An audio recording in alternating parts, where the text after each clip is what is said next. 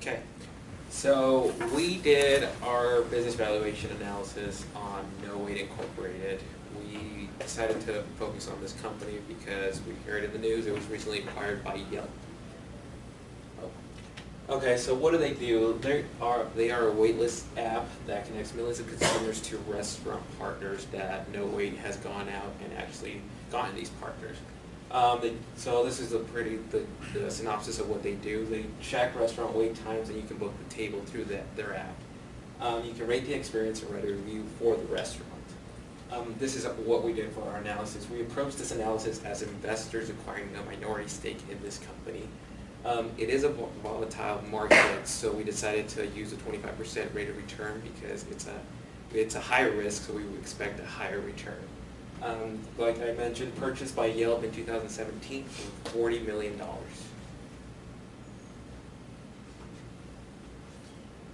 When conducting our industry analysis, you can see that we used a few different sources, which we'll also go over later in the presentation. Ultimately, though, this is an $82 billion market that we fall into, this operating systems and productivity software publishing industry. It has an annualized growth rate of 3.9%, at least it has for the past 5 years, and has grown, as you can see, anywhere from 4 to 6 billion every year. And that is expected to continue well into 2023 for the next 5 years continuing.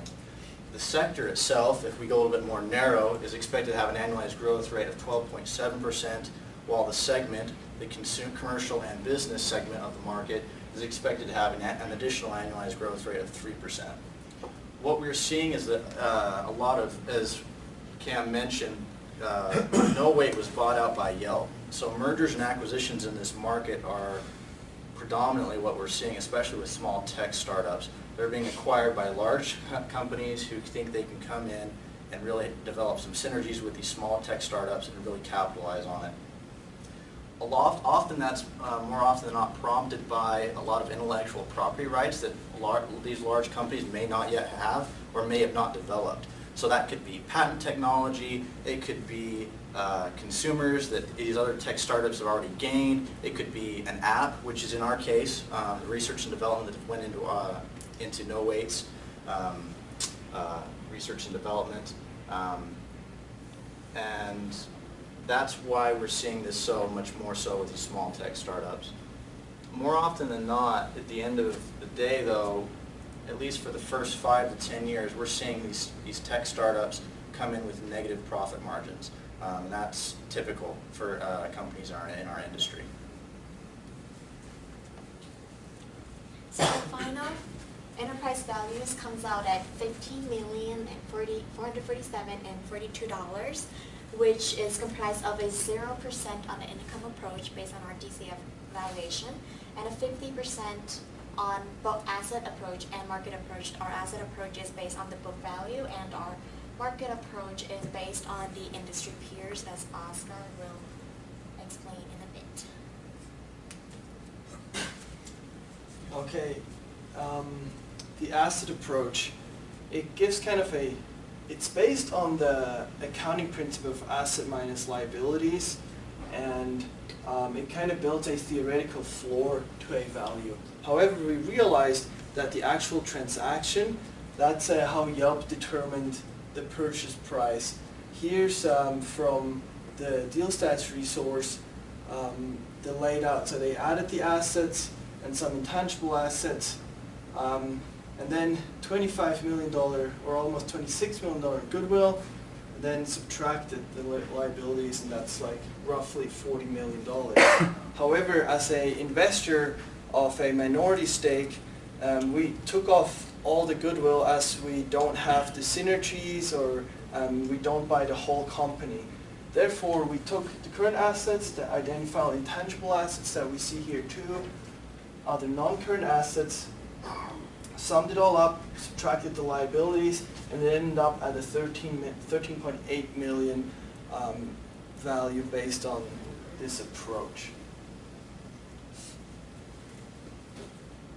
So for market approach, we use comparable company multiples and private transaction multiples. So for Nowait, we derive the value from a median multiple in sales because of the similarity to its industry. And we use both methodologies from our standpoint as a private investor with a minority stake.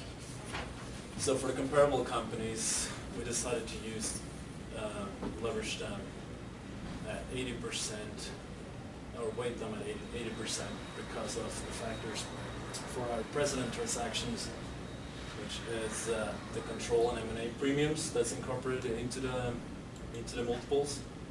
And we still decided to keep the precedent transactions as comparable companies are affected by the share prices that are thinly traded in this industry with small companies.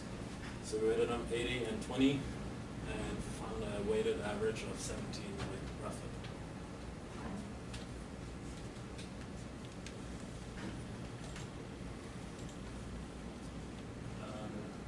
Should we talk about it? Yeah. So for the multiples, our comparables had the criteria is revenue between 2 and 14 million, assets between 4 and 20 million, employees about 5 to 150, mostly around 50 employees.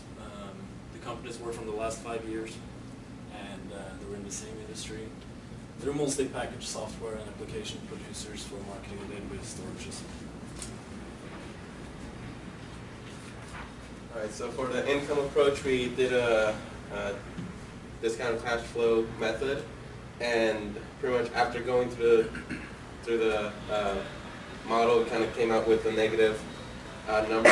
So because of that, we kind of weighted the income approach at 0% because it's kind of unreasonable to kind of with a negative number right there. And kind of how we got to this number was, as I stated earlier before, we had a high rate of return of 25% because it is a tech startup, and so there's a lot of risk with that. And also with the short-term growth and the long-term growth, those are kind of go in line with the comparable companies that Nowait falls with.